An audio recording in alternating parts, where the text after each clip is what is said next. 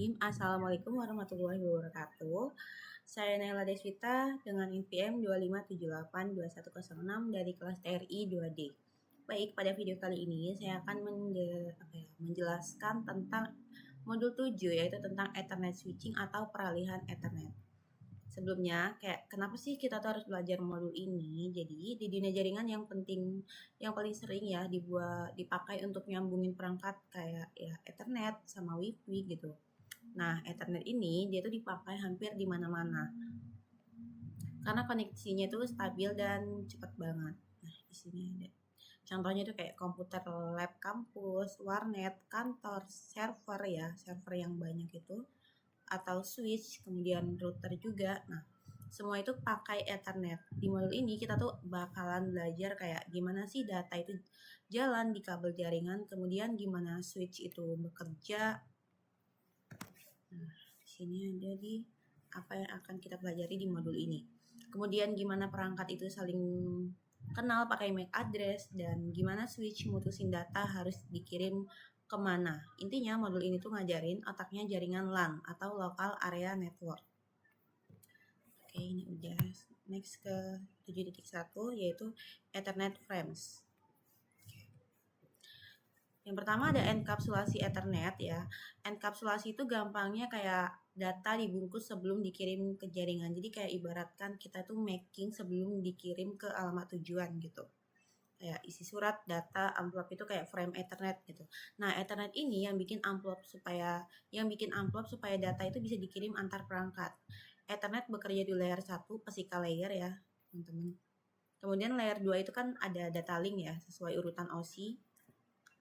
Nah, untuk kecepatan Ethernetnya, Ethernet itu punya banyak speed kayak seperti ini. Ada 10 Mbps, 100 Mbps, 1000 Mbps ya. 1000 ya.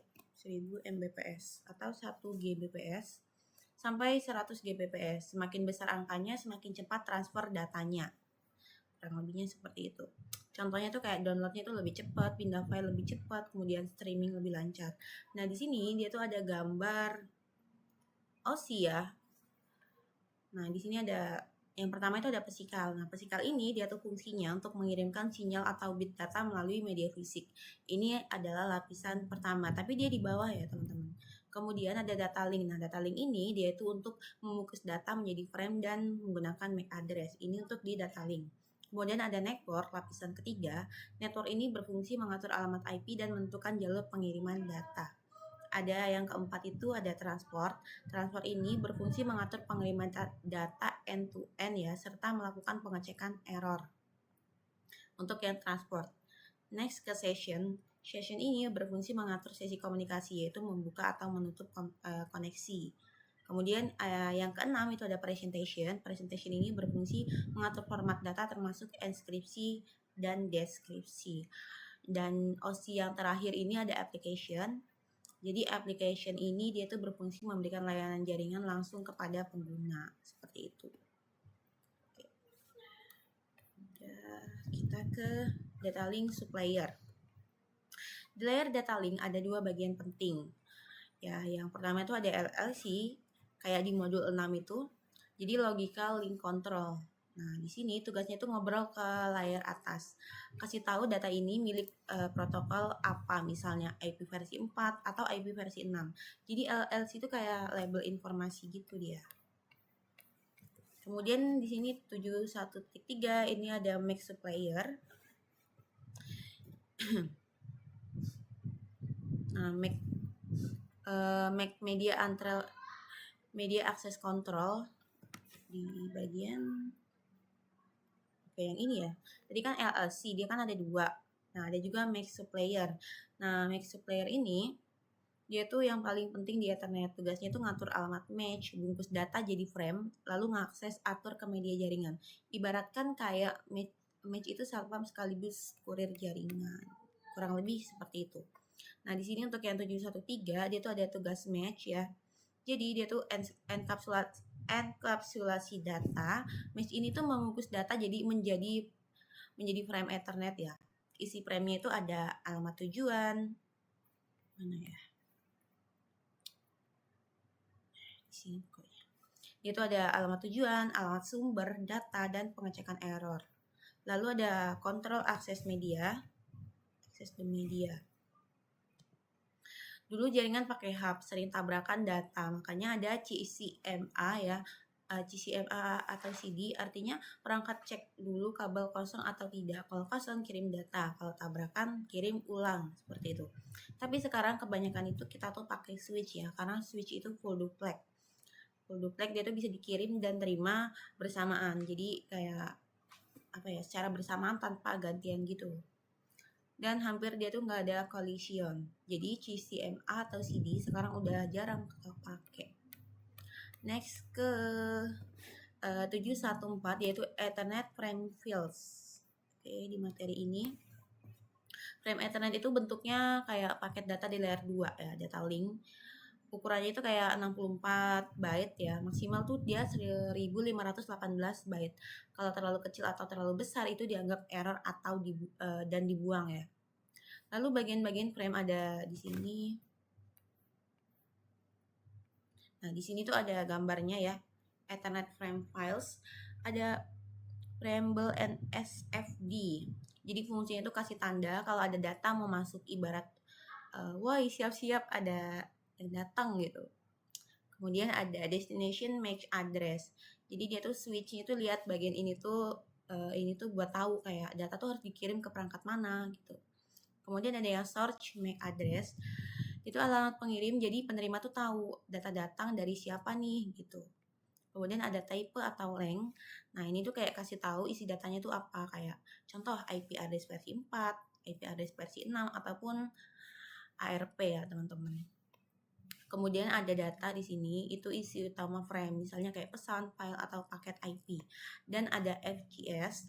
FGS ini frame check sequence ya. Jadi buat ngecek error kalau datanya rusak.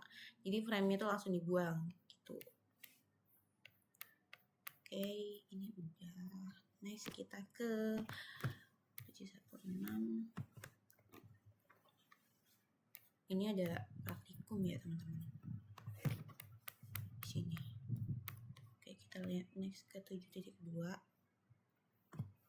Sini ada Ethernet MAC address untuk yang 7.2. Jadi MAC address itu alamat fisik perangkat ya. Contohnya tuh kayak ada nggak ya di sini? Oke, nggak ada ya. Ini MAC address dan heksadesimal.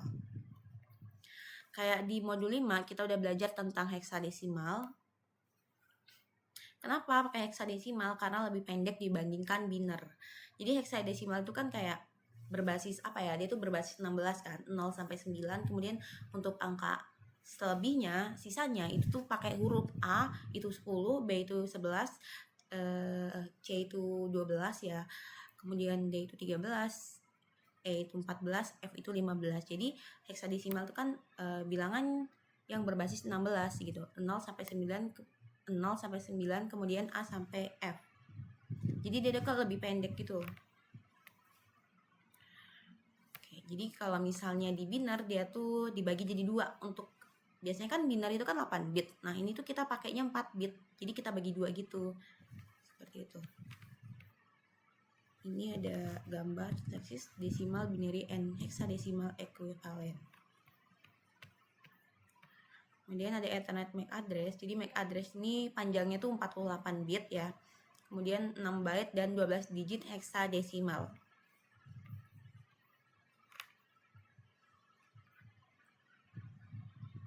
Nah, di sini ada struktur MAC address ya teman-teman yang di bold ini. Nah, bagian depannya kan ini ya. Nah, ini tuh kode apa ya? Ini tuh kode vendor gitu, misalnya kayak Cisco, HP, atau Dell. Kemudian untuk yang 3A07BC ini tuh bagian belakang. Ini nih nomor unik perangkatnya kayak. Jadi nggak boleh ada MAC address yang sama gitu. Next ke frame processing, pemrosesan frame. Ya. Jadi saat frame masuk ke NIC ya, NIC itu cek mau match tujuan. Kalau cocok dia diterima, kalau nggak cocok dia dibuang. Ibarat kurir cek nama penerima di paket ya. Kalau bukan namanya ya paketnya diabaikan gitu. Bukan ke tujuan itu. Ini ada topologi. Kemudian ada unicast MAC address. Unicast ini satu pengirim ke satu penerima. Jadi sistem unicast itu kayak satu pengirim ke satu penerima. Contohnya kayak laptop buka website server. Datanya dikirim khusus ke satu perangkat. Kurang lebih seperti itu. Ini 42.5. Kemudian ada broadcast MAC address. Nah, kalau broadcast ini dia satu kirim ke semua perangkat. Jadi sekali kirim dia ke semua gitu. Bukan yang kayak unicast ya, teman-teman. Nah, contohnya ini kayak FFFF ini. Nah, ini di switch bakal kirim frame ke semua port. Contoh penggunaannya itu kayak DHCP atau ARP. Kemudian ada MAC multicast address. Multicast itu kirim kelompok ke tertentu ya. Kirim ke kelompok tertentu. Jadi contohnya kayak video conference, streaming, atau routing protokol. Jadi nggak semua perangkat itu nerima, cuma grup tertentu aja. Kemudian kita next ini lab praktikum ke 7.3. 7.3 ini ada the match address table. Jadi ada fundamental switch ya, dasar switch. Jadi switch itu tuh sebenarnya pintar. Dia tuh nggak asal kirim ke semua perangkat. Switch itu punya match address table. Isinya tuh match address dan port MAC address. Nah, ini gambarnya, teman-teman. Kemudian ada switch learning and forwarding. Jadi saat frame masuk, switch itu lihat match sumber. Switch simpan ke table. Contohnya tuh kayak ada nggak ya di sini?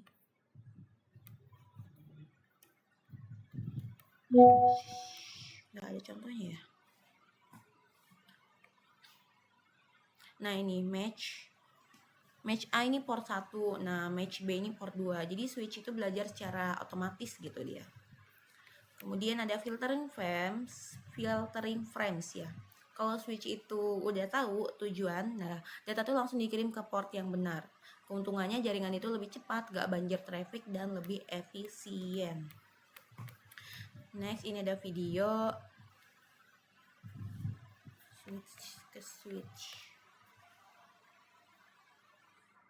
Ini videonya isinya MAC address table on connected switch. Kemudian ada video 7.6 activity. Oke, ini praktikum. Next ke 7.4 switch speed and forwarding methods. Jadi ada metode forwarding ya, store and forward.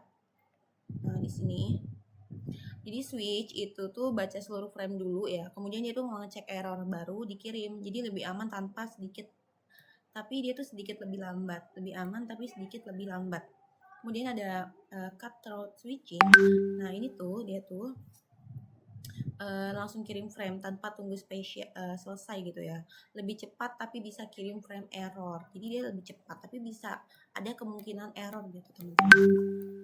Kemudian ada cutthroat switching. Nah, ini yang tadi kita baca ya. Jenisnya.